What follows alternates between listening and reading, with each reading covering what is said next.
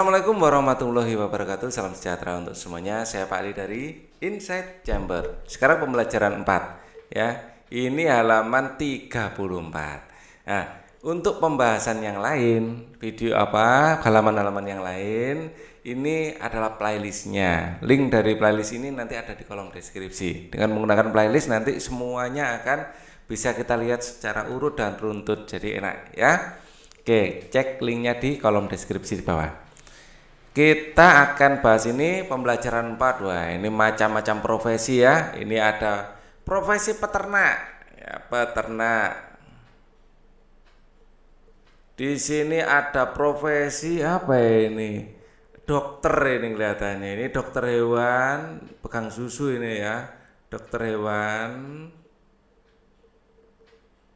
Di sini ada dokter. Dokter gitu aja kalau untuk manusia. Ada penari, dan ini kelihatannya ini pilot deh. Kalau enggak kapten laut, pilot ini ya. Yang tangannya ada garis-garisnya itu pilot apa kapten laut itu? Warnanya biru seragamnya. Enggak, ini loh gambar ini. Ini pilot atau kapten laut ini? Pilot kelihatannya ya. Mungkin pilot ini ya. Kalau kapten laut itu mengendalikan nahkoda kapal ya. Kalau pilot itu ya sopirnya pesawat terbang ya. Oke, perhatikan gambar di atas. Apa yang dapat kamu ceritakan dari gambar-gambar tersebut? Ya, kamu dapat memiliki lebih dari satu cerita, lebih dari satu cita-cita. Cita-citamu pun tidak harus berupa profesi tertentu ya. Cita-cita tidak harus profesi ya. Ini loh ya, garis bawahi. Cita-cita seseorang merupakan impian yang ingin dicapai karena memiliki minat dan kesukaan. Minat dan kesukaanmu terhadap bidang tertentu dapat membantumu meraih cita-cita ya. Nah, ini ada kata impian. Impian ini impian yang disertai usaha, bukan hanya impian sambil tidur aja ya. Ya, ini saya kasih garis bawah, disertai usaha. Usaha dan doa.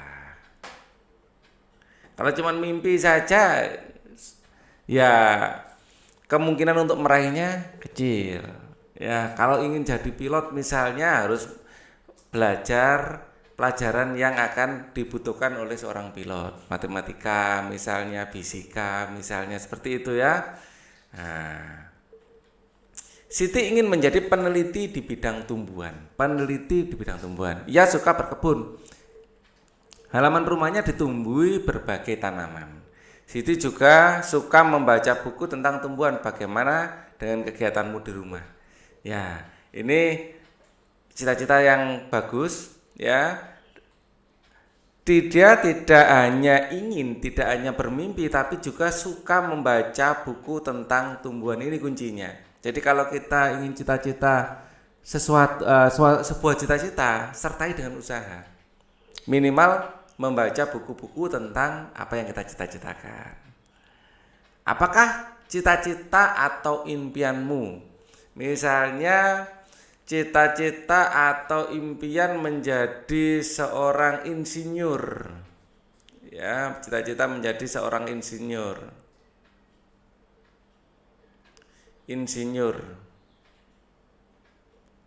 Insinyur sipil. Kegiatan apa saja yang kamu suka lakukan di rumah? Membaca buku-buku tentang bangunan dan desain, membaca buku tentang ya bangunan-bangunan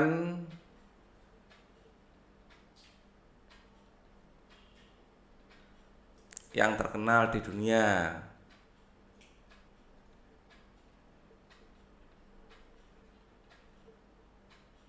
Misalnya membaca bangunan tertinggi di dunia, Burj Khalifa, membaca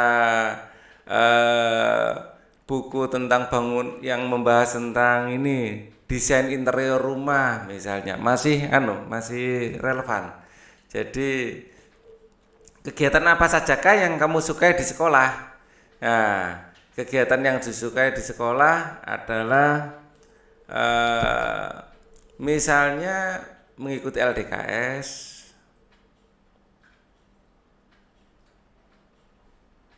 berolahraga,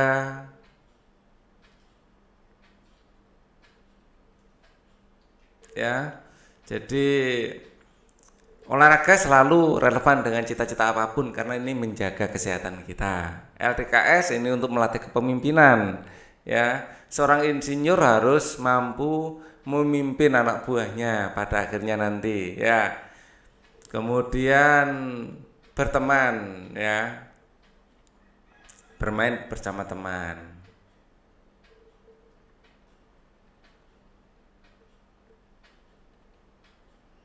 Bermain bersama teman ini melatih kemampuan untuk komunikasi, ya kan? Kegiatan apa yang menurutmu paling sulit dilakukan? Kegiatan yang paling sulit dilakukan mungkin mengikuti LDKS itu, ya. Nah, ini kalian sendiri yang akan menuliskan apa yang menurut kalian sulit. Jelaskan kegiatan apa saja yang dapat membantumu untuk meraih cita-cita, ya. Mengikuti LDKS.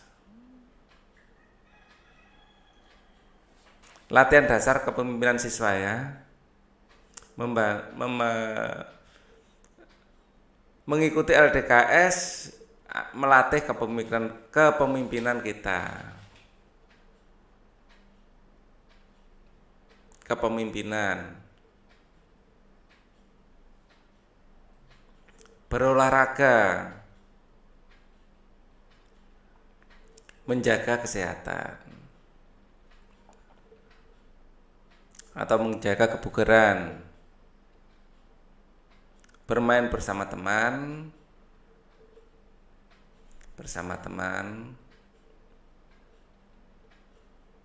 melatih kemampuan bekerja sama dalam tim,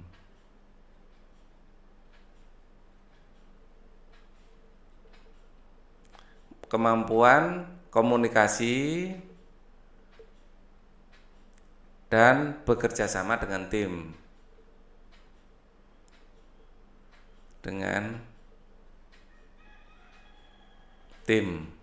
Nah, atau dalam bahasa Indonesia TIM gitu aja, ya, bukan TEAM. Kalau TEAM bahasa Inggris. Oke. Dan ini semua mendukung cita-cita sebagai seorang insinyur. Ya, insinyur sipil saya lengkapi. Insinyur itu macam-macam, ada insinyur sipil, ada insinyur mesin, ya, macam-macam. Ya. Cari tahulah mengenai kegiatan-kegiatan yang disukai dan kegiatan yang sulit dilakukan oleh temanmu. Lakukan tanya jawab dengan teman sebelahmu. Sebelum melakukan tanya jawab, buatlah pertanyaan-pertanyaan untuk membantumu menemukan informasi yang diperlukan. Contoh pertanyaan untuk mencari tahu tentang kegiatan yang disukai dan kegiatan yang sulit dilakukan oleh teman sebagai berikut. Apa kegiatan yang kamu sukai? Mengapa kamu menyukai kegiatan itu? Apakah kegiatan yang penting kamu lakukan? Mengapa kegiatan itu sulit bagimu? Pekerjaan apakah yang kamu cita-citakan? Apa persiapanmu untuk meraih cita-cita? Misalnya, untuk meraih cita-cita, ya, misalnya seperti itu. Sejak kecil harus mempersiapkan diri, ya. Kemudian pekerjaan apa yang kamu cita-citakan, bagaimana meraih cita-cita itu, terus macam-macam, ya. Mungkin pertanyaan yang lain adalah apakah cita-citamu sama dengan pekerjaan orang tuamu misalnya.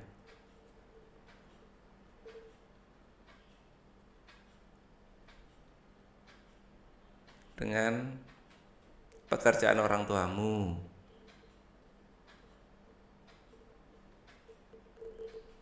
Nah, mungkin bagaimana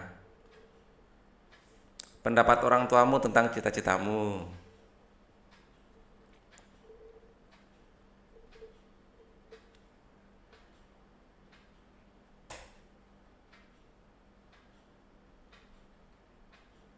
Ya, kita meraih cita-cita harus kita utarakan kepada orang tua untuk mendapatkan dukungan, ya. Itu penting. Apakah kegiatanmu sama dengan kegiatan temanmu, apa kesimpulanmu tentang cita-cita temanmu? Nah, ini harus tanya pada teman ya, kesimpulannya apa? Apakah temanmu itu memiliki cita-cita yang jelas ya? Ya, apakah cita-citanya sudah maksudnya sudah mempunyai cita-cita tertentu apa belum? Dan apakah tahu bahwa harus melakukan sesuatu untuk meraih cita-citanya? Itu yang perlu kalian gali. Ya, ini kalau ini harus menulis sendiri sesuai dengan wawancara dengan teman. Ya. Nah, misalnya isinya nanti adalah apakah kegiatanmu sama dengan kegiatan temanmu? Sama misalnya. Apa kesimpulanmu tentang cita-citamu? Apa kesimpulanmu tentang cita-cita temanmu? Cita-citanya sungguh menarik misalnya. Sungguh menarik dan menginspirasi. Dia memiliki cita-cita yang jelas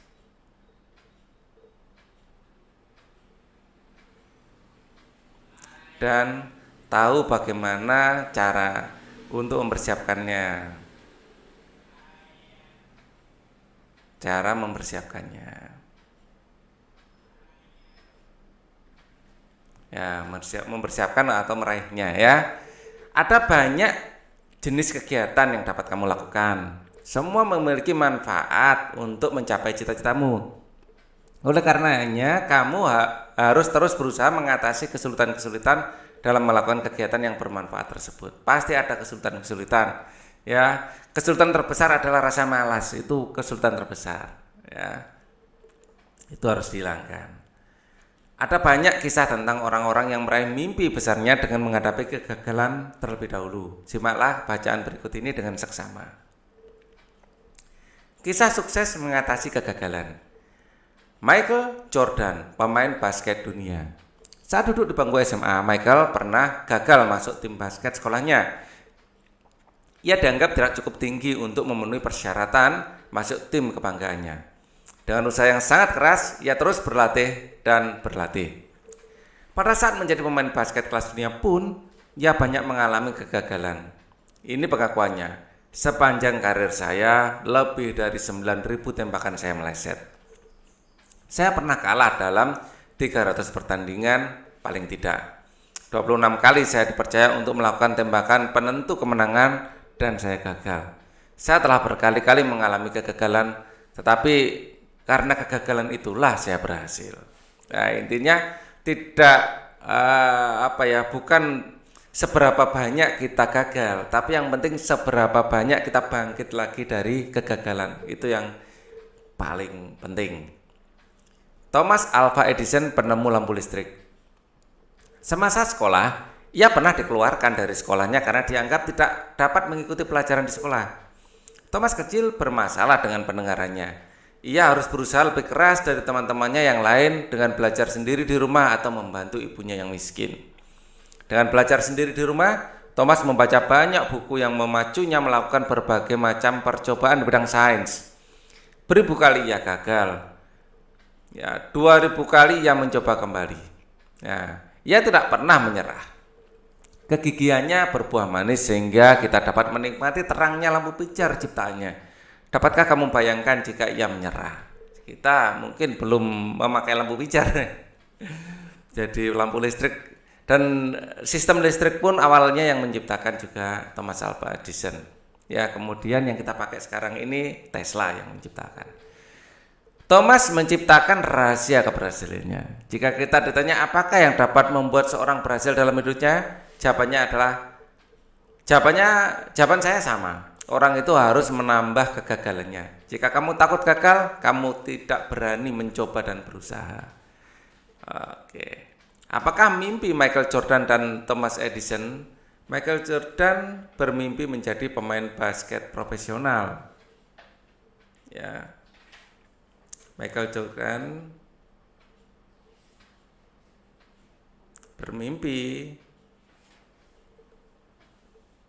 menjadi pemain basket profesional.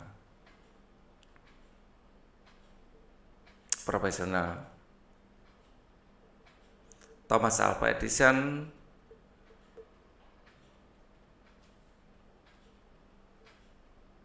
bermimpi menjadi penemu dan ilmuwan dan penemu ya,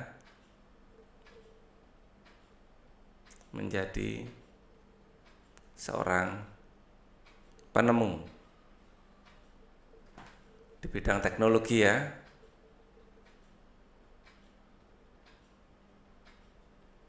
Apa kegiatan apa saja yang senang dilakukan oleh keduanya?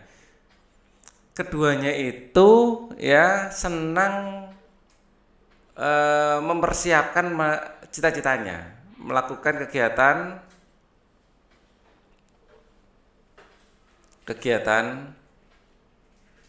untuk yang menunjang cita-citanya ya.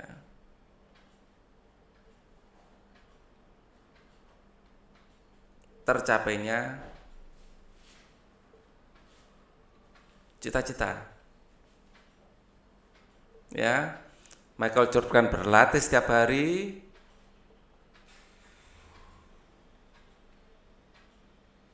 ya, jadi berlatih setiap hari. Kalau Thomas Alva Edison ya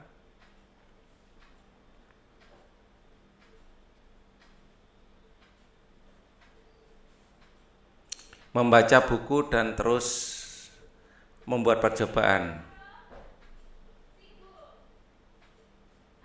dan membaca buku dan selalu bereksperimen.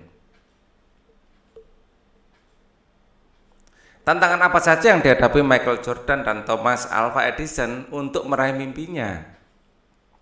Ya, kegagalan. Banyak melakukan kegagalan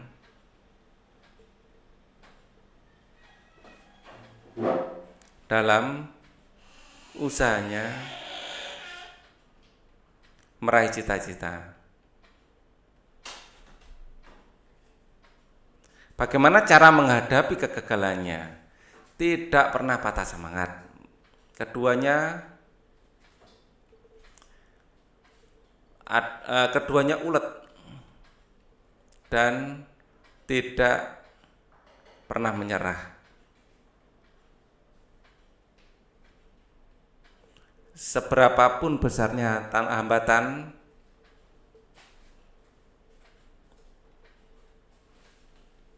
hambatan, sebanyak apapun kegagalan,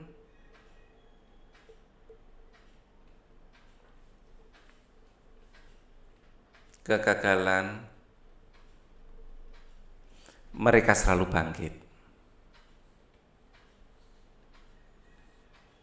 bangkit lagi, selalu bangkit dengan percaya diri.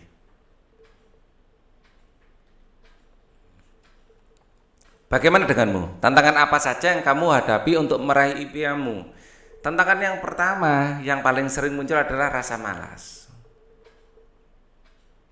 Ini harus kita lawan di awal ya.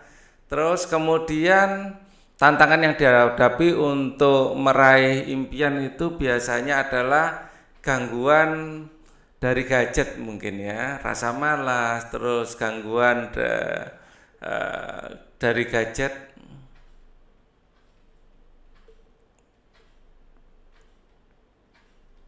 Ini yang utama ya sekarang ini, kegagalan ya, ketidakdisiplinan,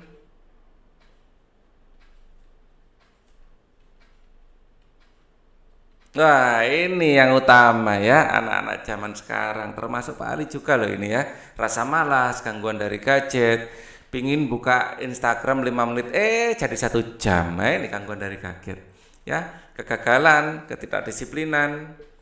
Bagaimana kamu akan menghadapi tantangan tersebut ya? Yang pertama yang harus kita lakukan ya menyadari kekeliruan tersebut, ya, menyadari kekeliruan tersebut.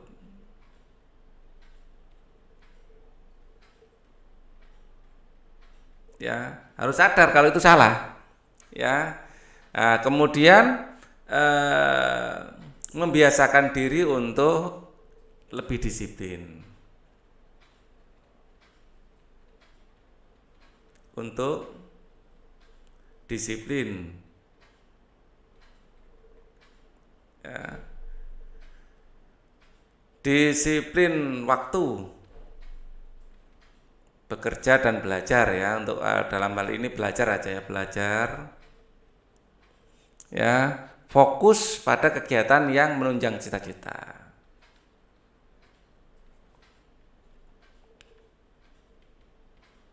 Yang menunjang cita-cita. Nah,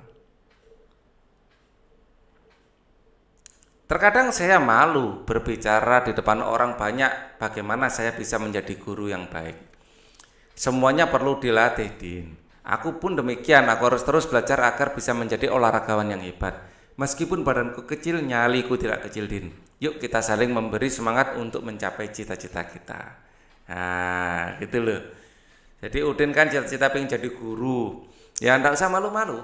Guru ini pekerjaan yang mulia, ya kan? Dan menjadi guru nggak mudah juga. Ya, jadi memang harus banyak belajar tentang materi pelajaran, banyak belajar bagaimana cara menyampaikan, ya, kemampuan berbicara di depan umum. Ya, sebentar.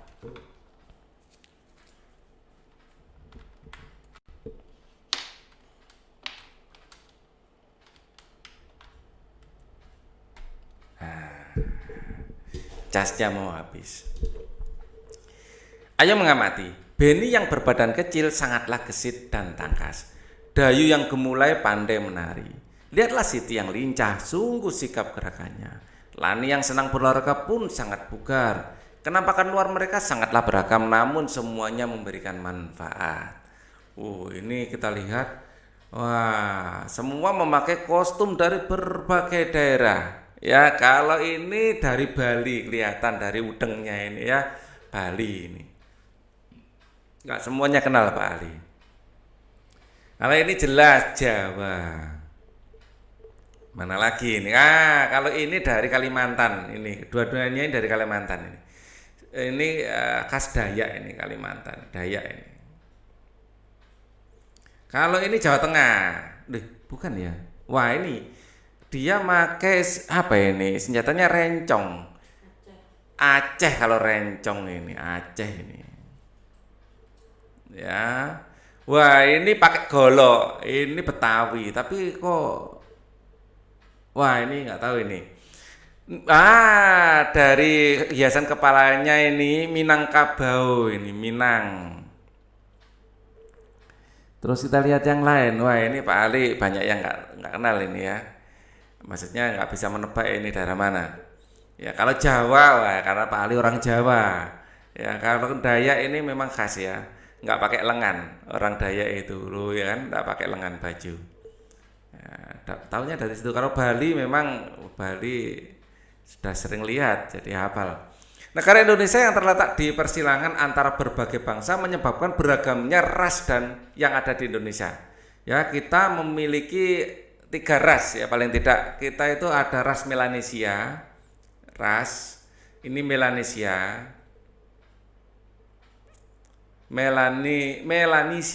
Melanesia apa sih ya? Melanesia ini rambut keriting, kulit hitam. Ya, rambut keriting,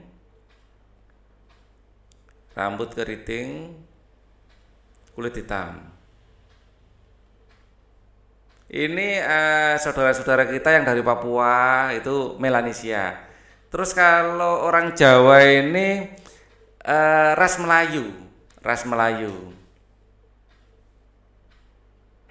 Ya, kita banyak dari ras Melayu, termasuk Jawa, Sumatera, Kalimantan, Dayak ini ras Melayu. Terus ada ras lagi di Indonesia ini yang banyak ras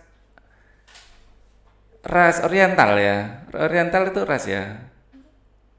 Indonesia itu ada satu lagi itu lupa Pak Ali. Melanesia, ras Melayu, satu lagi Indonesia itu ada 3 ras. Ya.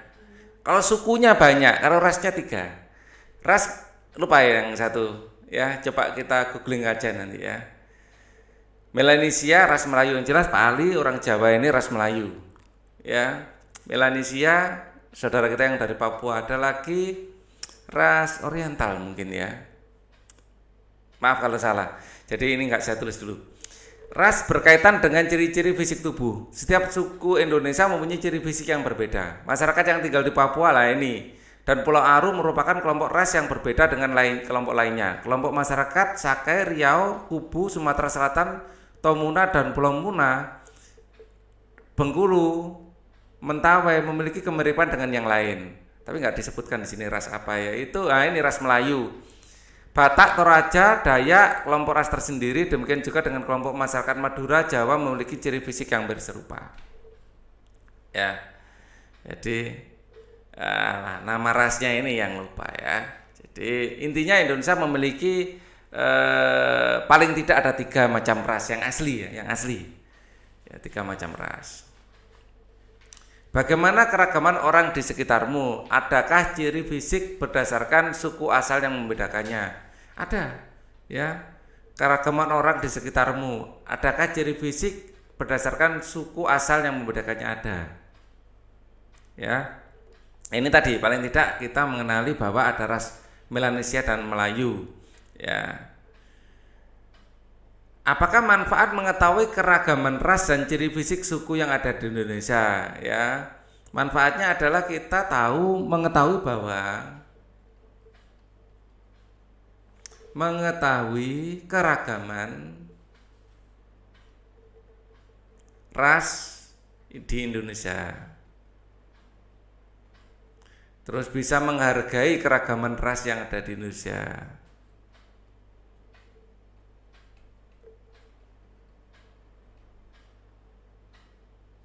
Ya, di Indonesia. Ya, bangga dong kita sebagai negara yang memiliki berbagai macam ras. Apakah manfaat mengetahui keragaman ras dan ciri fisik masyarakat kita? Ya, bisa memperkirakan